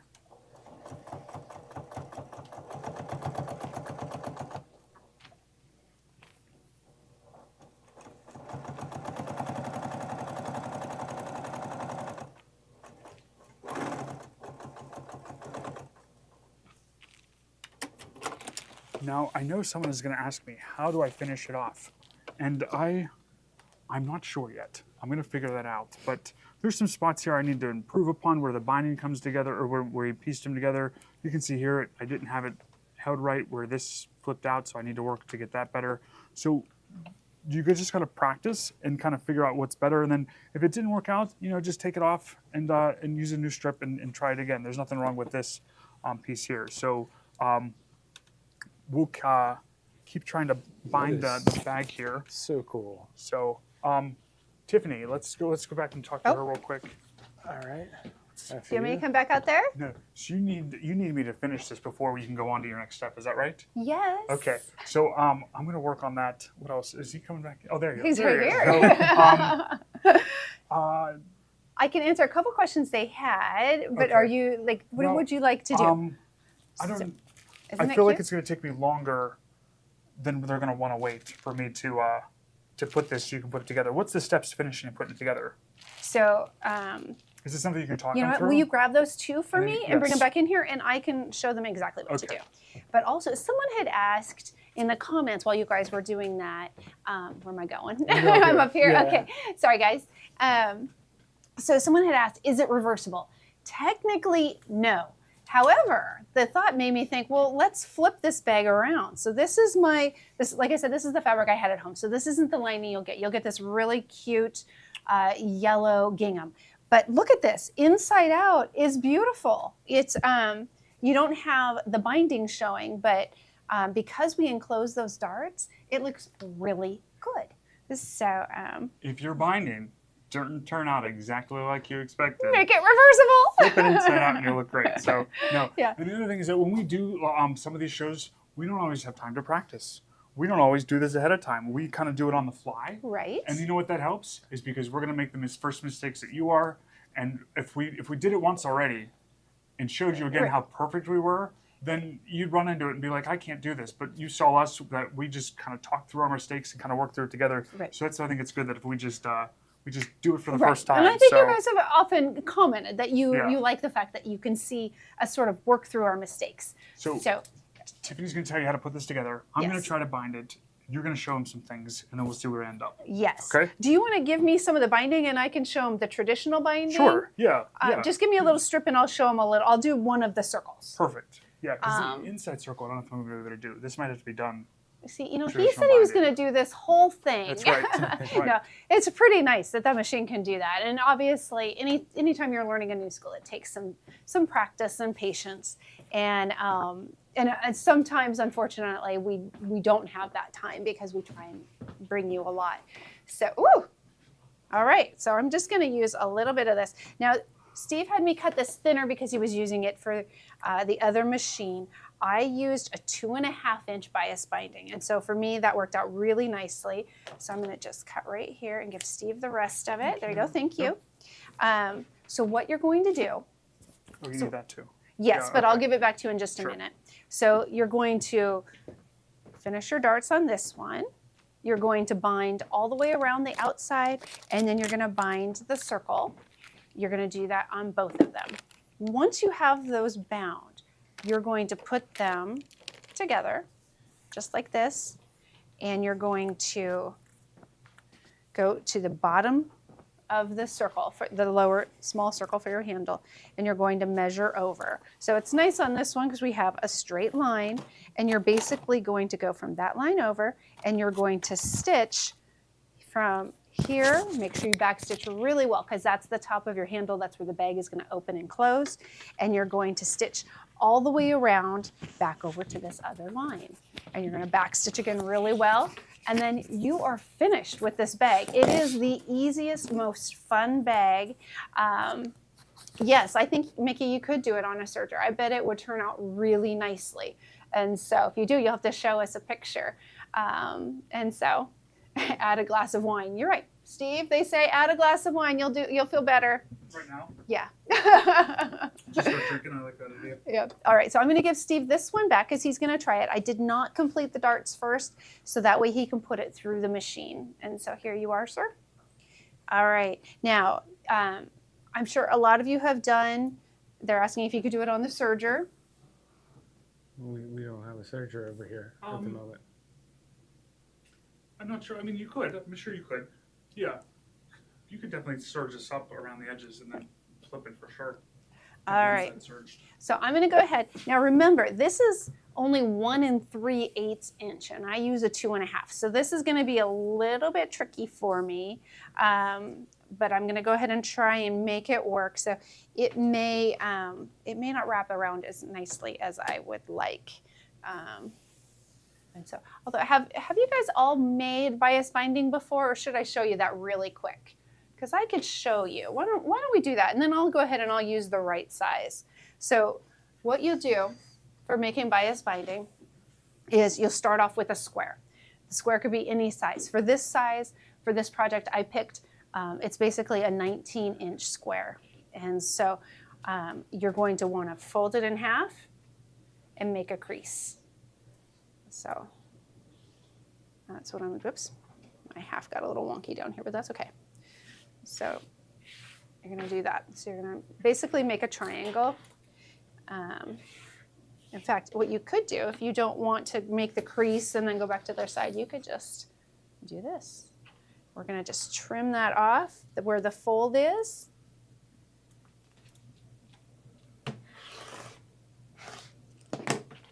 Two triangles. All right. Make sure that all came apart.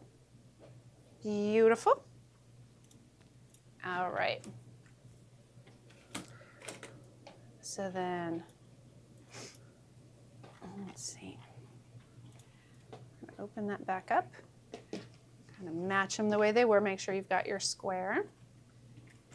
When you do, you're then going to flip it like that. So I just, like I said, we've got to cut down the diagonal. And what we're trying to do is get that stretch in there. So that's what we want, that bias binding. And so we're just going to go up like this. And you want to leave about 1/4 of an inch there, 1/4 of an inch there. And we're going to go ahead and we're going to go back over here and we're just going to do a 1/4 inch seam allowance and stitch those together.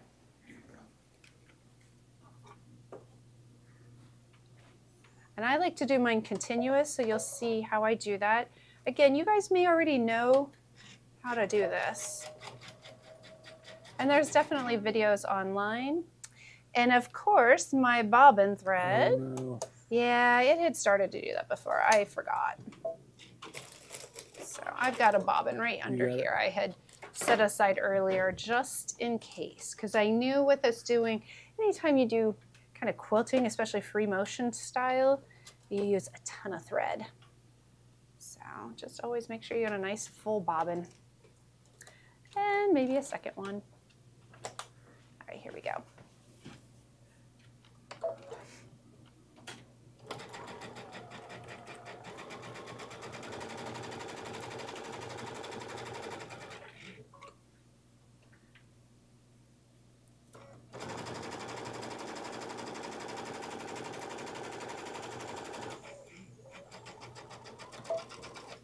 All right, so got that. Now we don't have an iron in here, but typically you would press this seam open. And so I'm just gonna open it up like this and finger press. I'm just gonna kind of pull it open a little bit. I do recommend pressing on this. It does make it a little easier.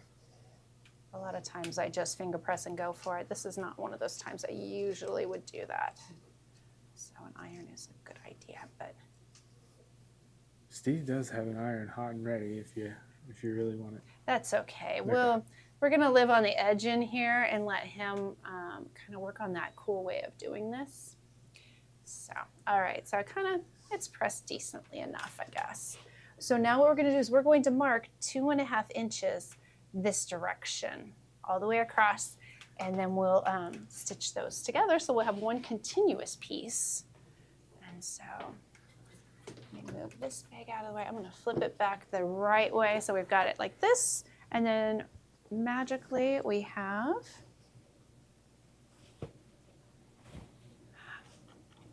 our flowers back. And see how cute it is with the binding on the outside. There we go. Super cute. All right. 2.5 is my favorite. I'm going to go ahead and move this vase out of the way because I know what'll happen. I will knock it off and then it will no longer be. All right. So 2.5.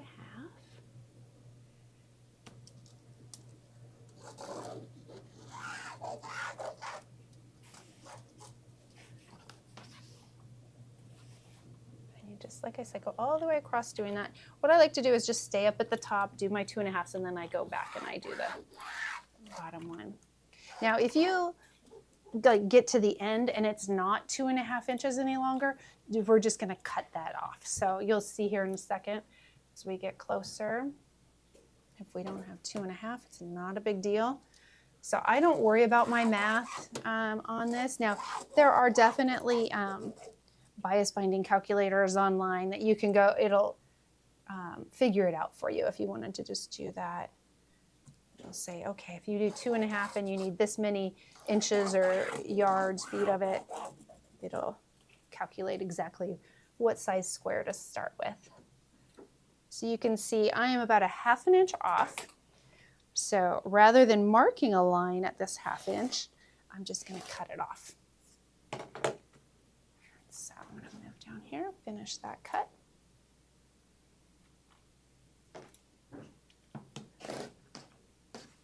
All right.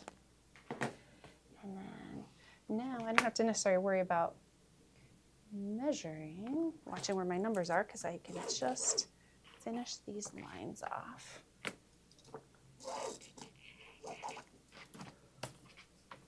This seems to be a favorite ruler amongst everybody. And this is what size ruler is this? This is a 6 by 24.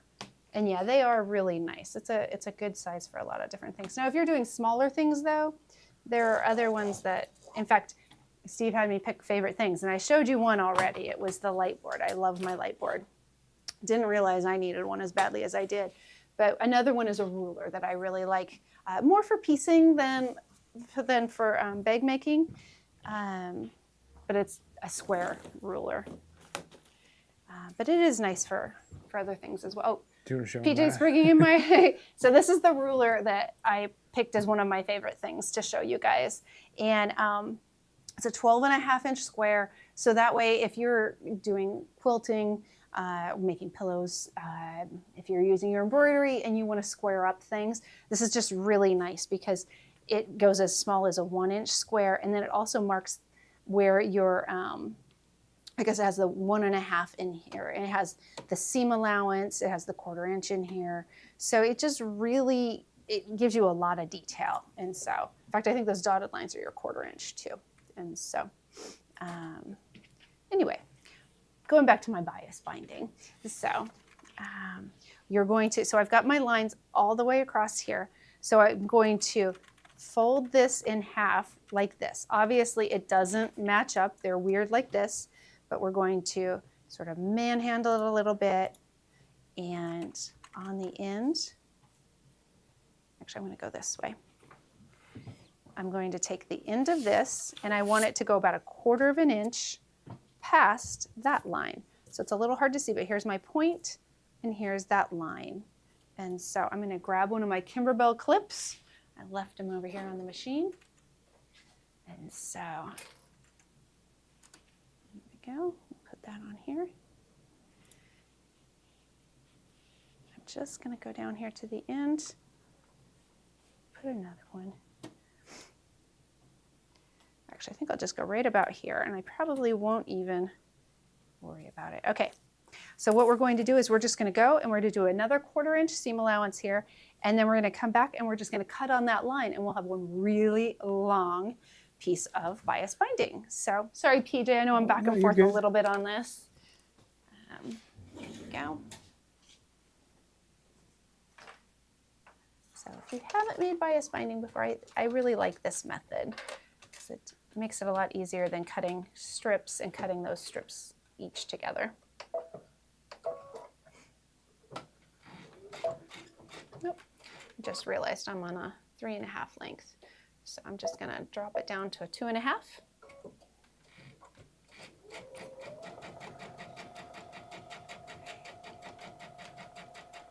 So I'm just gonna go down there.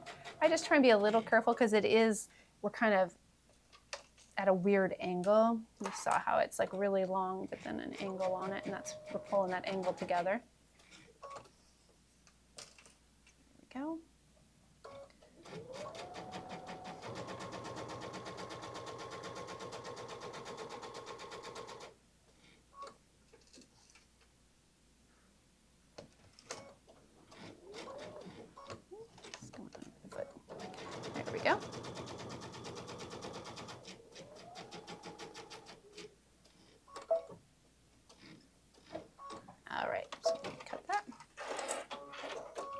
All right, so we've just stitched across there.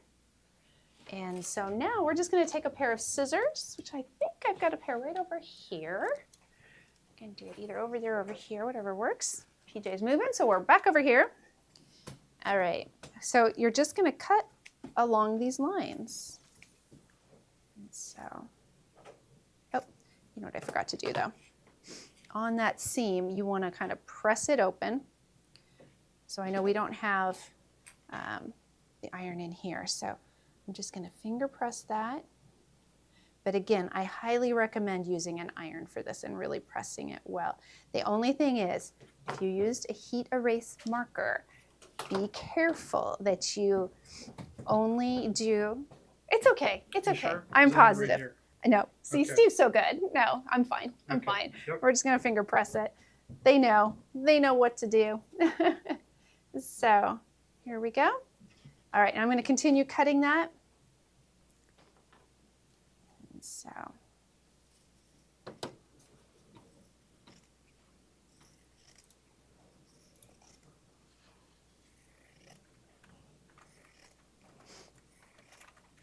So any of you who like the sound of fabric cutting, we've got this for your listening pleasure at the moment.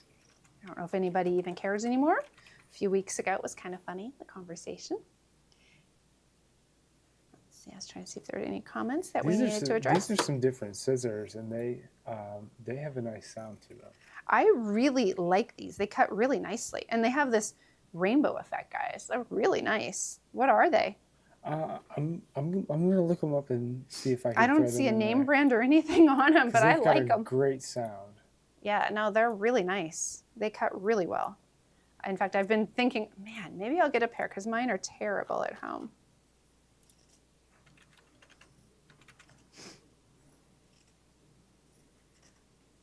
All right. This is out of a 3-piece scissor set. Oh, okay. I think they're in the other room. The other. These might the make other my parts of the favorites set. list. My favorites list has gotten awfully large, though. So.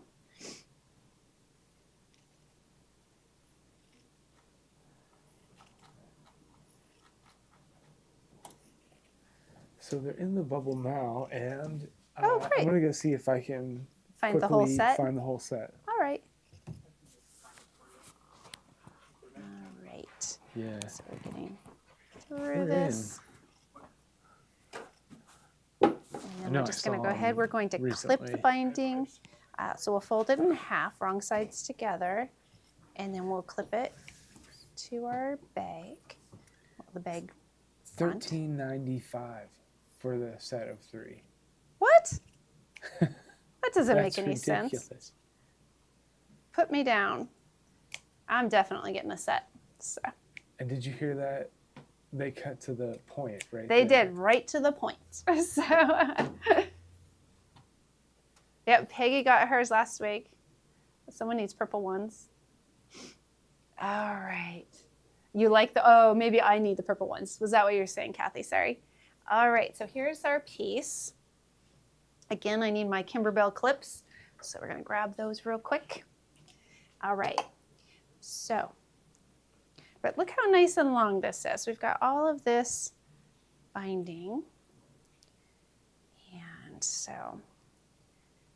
Yeah, the Kai scissors are a favorite amongst the Yeah. audience. I think here. those are the purple ones. I think everybody. I don't know, I'm loves them. digging these. I mean, they really cut nicely. So, all right, so I'm gonna go ahead, I'm gonna clip this on. I'm going to leave a tail on here. There's one. I think he's gonna go find the other one.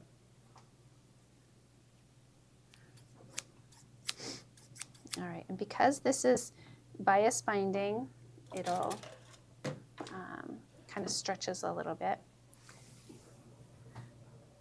Actually, I think I'm just gonna go over and start here and we'll just stitch around and then I'll do the outside and then we'll go ahead and we'll stitch them together and we'll be done with this side. So I'm gonna take my scissors with me. All right.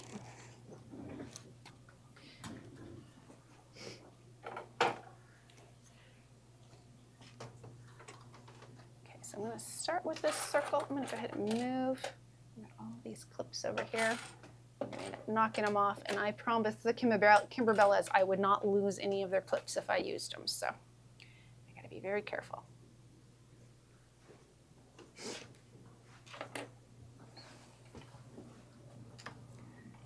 All right. So I'm gonna use basically a scant 1/4 inch seam allowance. I'm at a 2.5 millimeter length. I'm gonna go ahead and knot this here.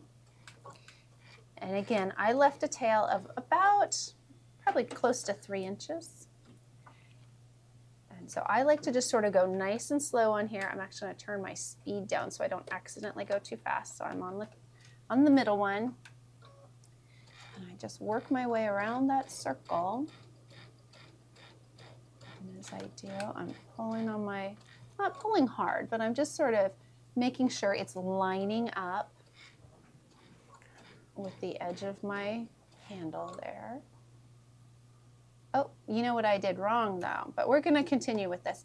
I do recommend starting on the inside of the bag so that you're, when you wrap it and put it on, you're then stitching on the exterior of the bag. So I'm gonna come over to the other side, see if oh, I can sure. get a better shot here. So you can kind of see I'm just sort of moving everything around together, and you just want to take your time because you're going to have to probably adjust a little bit as you go along. So there we go.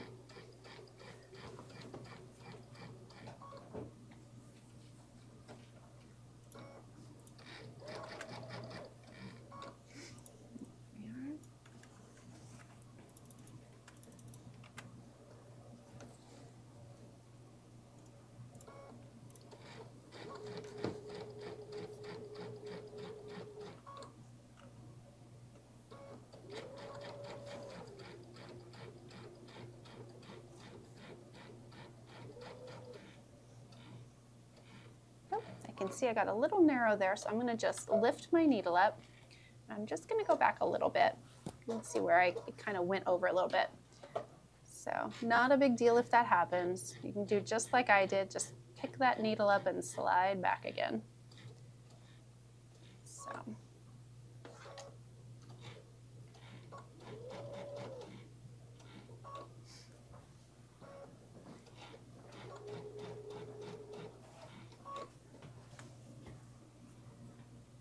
And as you get closer, you're going to want to leave a gap. I like to leave a gap of at least 2 to 3 inches. Some of you may be better at doing binding than I am. I am not the best at it. So when Steve said he was going to do it on the Accomplish, I was like, oh, heck yeah, please do that. But it's not that hard either. I just, putting them back together, I kind of makes me a little nervous. So, all right. So I'll show you how I do it though. So we've got our gap here, and we have all this. You know what? Will you just hand me the pen? Sure. Thank you. Right here. Perfect. So what I want to do is I want to mark where they meet up, and I want to have them meet up somewhere in the middle so that I've got a little room to move. So my stitching ended here and here. So I'm going to meet about here. This one, if I meet there, is right about here. Oops. And then I'm going to bring this around, and I'm just going to put it right up on there. So making sure everything's kind of lining up with the edge there. And then this one's right about here. And the reason I'm doing that is I'm going to now pull them. I'm going to pull them up like this, and I'm going to match those right sides together. And so, but it's a little tricky. So, of course, I've got PJ on me. It makes me nervous. All of you are watching while I do this. All right, so we want those dots to line up. And actually, you know what I'm going to do? I'm going to mark on the other side as well, just so that we can make sure we're lining up. There we go. All right. So you can tell I don't do binding very often because I'm a little hesitant. So you want to kind of fold your bag in half to get it so that it kind of sits like this. All right, and then we have a lot of extra binding as well because we haven't done the other side yet. We have enough for both sides. All right, so normally I would use a straight pin to hold this in place. I don't think we have any in here because I normally just want those clips, but using a straight pin helps to kind of hold this in place a little better. So we're going to do it with our clips, which will be okay, but it's just not quite. All right. So there's my line right there.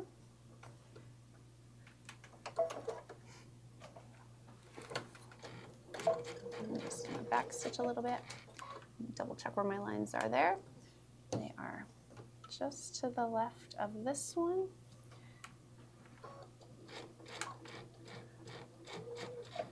Things like to try and fold and move as you're doing it, so just do your best to keep it as straight as you can.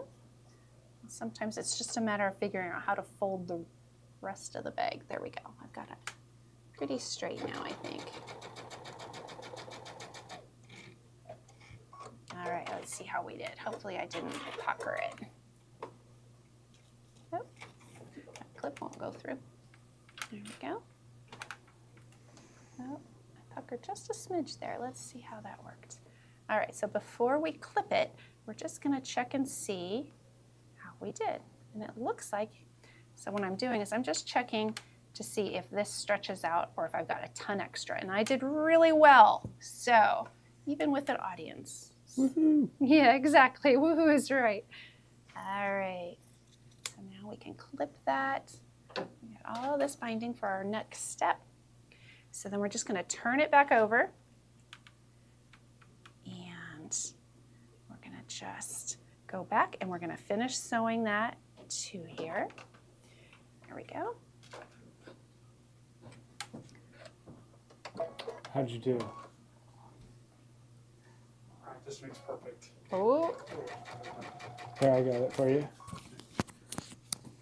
So practice makes perfect. So I wanted to get like my sample one like perfected before I actually started on the real bag. So this is my practice one that I did. I feel like it looks great. I did perfectly. Did you expect anything less? No, of course. Perfect, of course Anything not, you yeah. do is So- perfect. So this is my first, you know what I did is I recut my bias binding. Oh. Because when I cut the one that you made me, Yeah. I cut it in such a hurry that it's like not the most even. Okay, and that Because was I did it too fast. So I cut it and cut it better, and I got a much better result because I feel like the unevenness of my original cutting was impeding me.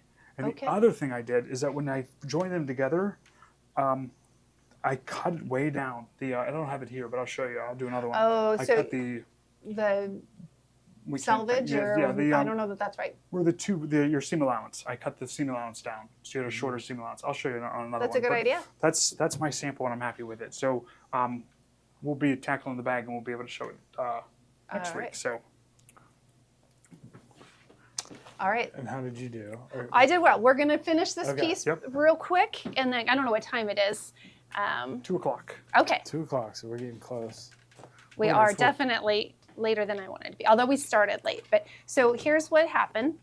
I finished sewing it around that side. So we're going to roll it, and we're going to then stitch it to the other side. And so now, because we have free motion quilting that's all circular, whatever we do here it's not like when you normally have something that it's going to show up and be obvious. It's still going to be kind of hidden in there. So we're just going to go ahead and we'll just start up here.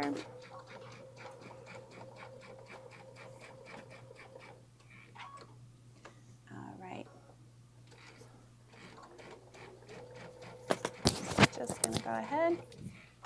And like I said, you're just rolling it over.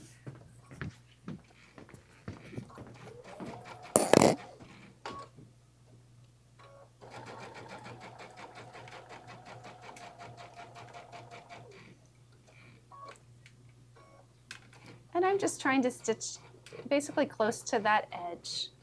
And so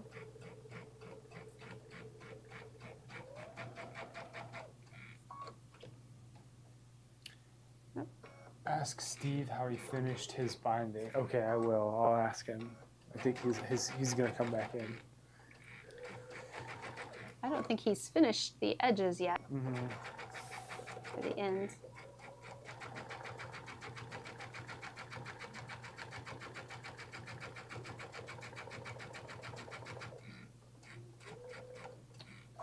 All right, so we're just going to tie a quick knot.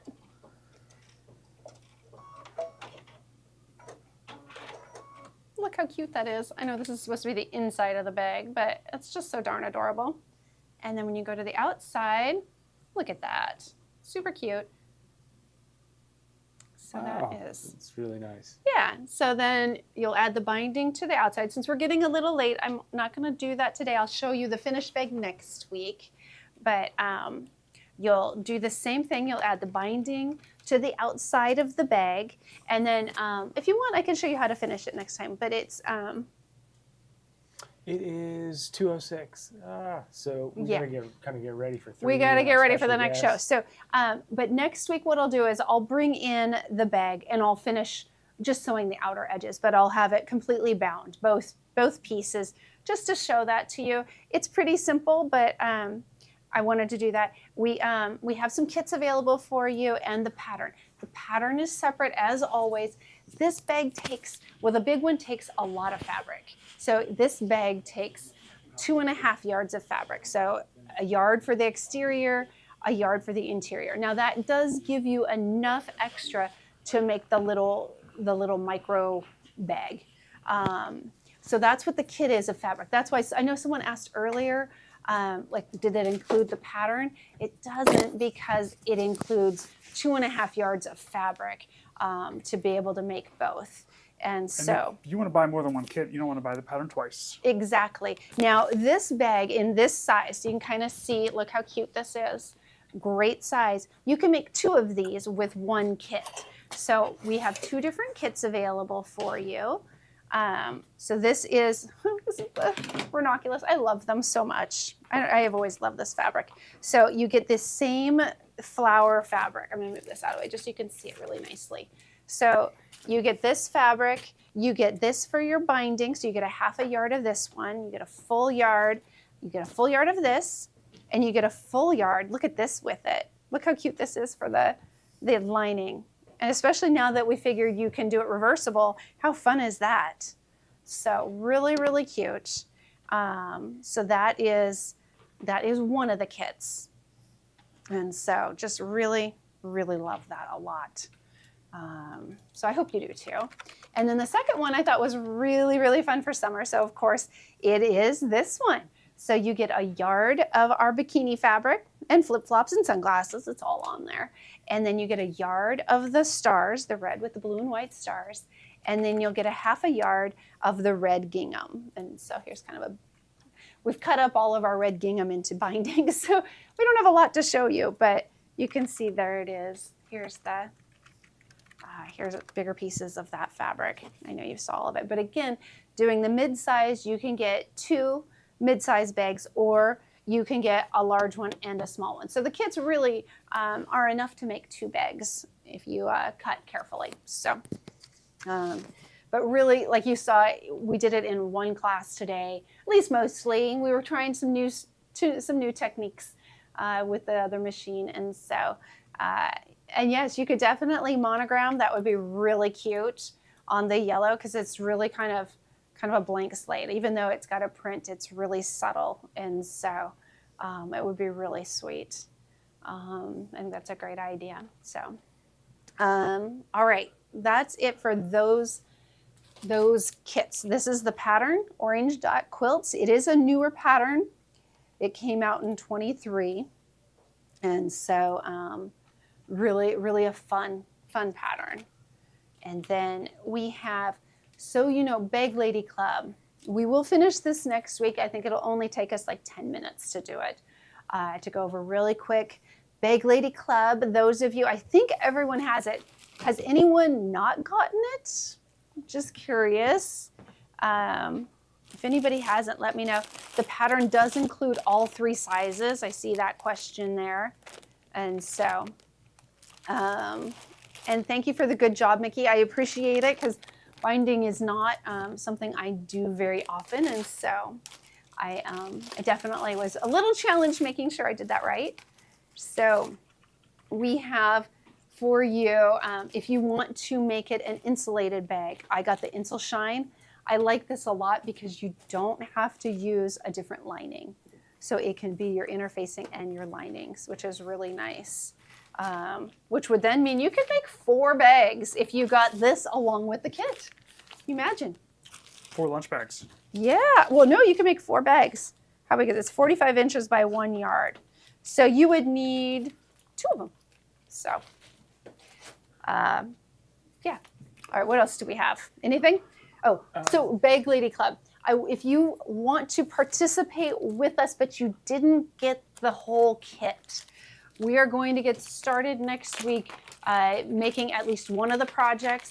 I think we're probably going to start the Oxbow tote, which is this one right here. Oh, thank you. That's a little easier to play with. I forgot to bring the bag over with me, but here it is, the Oxbow tote. It comes in 2 sizes. The kit is for the regular size, not the large one. If for some reason you want the large one though, and you like the fabrics that I used, then just give me a call, let me know, and I can make something custom for you. All right, so this is the pattern. The sizes for the bags. Hi, Kathleen. Kathleen is ready to kick me out. She wants to be ready for 3, and I'm taking forever. So the regular one is 15 inches wide by 5 inches deep and 12 inches tall. And then the overnight one is 18 inches wide by 6.5 inches deep and 14 inches tall. This is a noodle head pattern. She calls it an intermediate. I know all of you can handle this, and so really a great bag. So anyway, if you want to play along with us, you definitely can. You can get the pattern, you can get the kit, and be able to do that. And so, do we have the kits? Oh, for the They're black and red. Oh, we got All right. So Steve's going to grab the kits. We showed them to you last week. I might actually have enough leftover fabric from the Big Lady kits to do 2 or 3 of the kits that they have for the green. Woo, thank you. All right, so this comes in 2 colorways. We have it in black and red. I'll scoot over, then Steve can hang out with us too. Look, he's modeling the red. So it has this, I love this fabric. So this is that really nice canvas.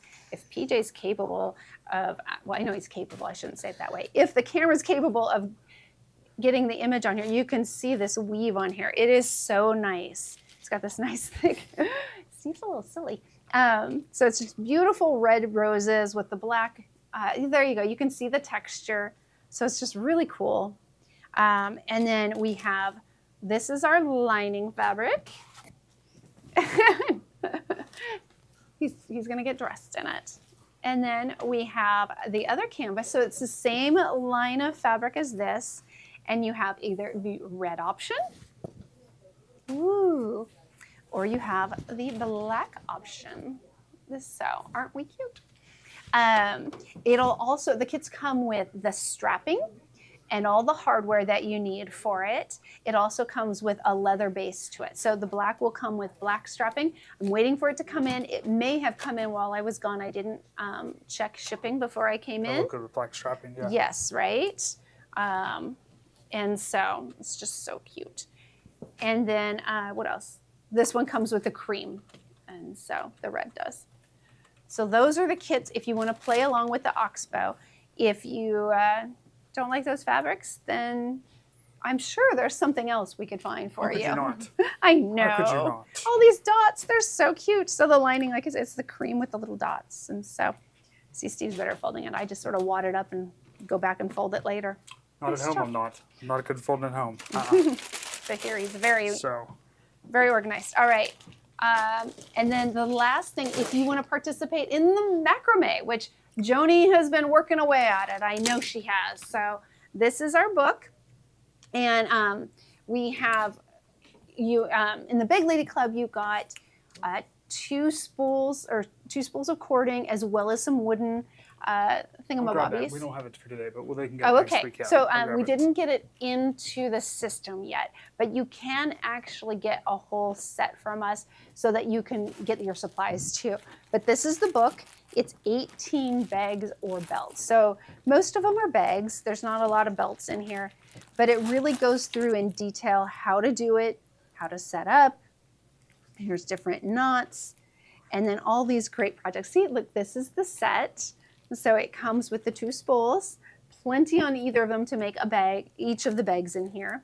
If you make a smaller bag, you actually could end up making 4 different ones. So anyway, just really a great, this one, you probably make 5 of them out of one of those. It doesn't take a lot. This is one of the ones that I'm working on. And so I still haven't finished. I keep saying every week I'm going to finish it. But how cute is Make that? it a little longer, put a little wine bottle in there. Ooh, there you go. So yeah, you can make it any size you want. That's the nice thing about this. So, all right. So again, you want to play along with the Big Lady Club, we definitely have the supplies for you. We just didn't have the bonus gifts with it any longer. And so what else have we got? Anything, or are we heading out? What else is on the list there? Anything? Pre-love the Oh, accomplished. let's talk about those. So we do have Oh, let's see. let's put that one in. So What does she have? there's the Accomplished and the Accomplished 2.